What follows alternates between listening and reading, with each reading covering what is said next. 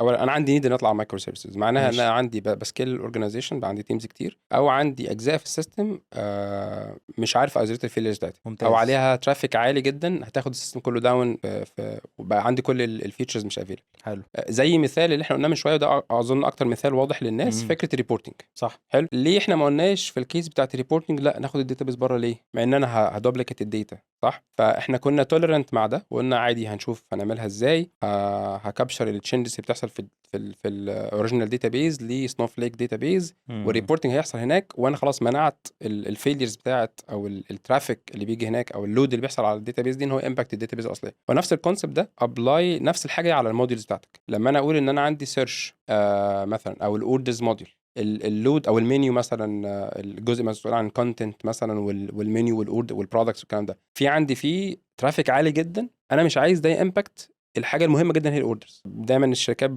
بتصنف الاجزاء دي او التيمز دي ان دي تير 1 دي تير 2 مثلا. لما يكون عندي لود، تعالى نوقع تير 2 اتس فاين، بس نخلينا متاكدين ان تير 1 شغاله مثلا. امم. حلو، زي البروموشنز والديسكاونتس الكلام ده، ممكن اقول لا انا ما عنديش مشكله ان ده الجزء ده يكون واقع عشان اقدر اسيرف الجزء الاهم بالنسبه لي اللي هو مثلا الاوردرز. فتاني ترجع لنقطه، انا عندي سكيل كبير كان اورجانيزيشن او بزنس، فانا محتاج ابدا ازيد الفيليرز. اول حاجه او اكبر مشكله بتوقع السيستمز الكبيره في الهاي سكيل اورجانيزيشن هي داتابيز. صح. فانت لما بتقول ان انا لسه عايز ابقى عندي نفس السنجل داتابيز، معناها ان انت عندكش يا اما ترافيك عالي، انت ما عندكش المشكله دي، حلو قوي. يا اما لا انت فعلا عندك ترافيك كبير، والحلول اللي عندك الكوست بتاعتها عاليه جدا، ان انا ستيل هسكيب كل حاجه في سنجل داتابيز وهعمل منها ريبليكاس كتير.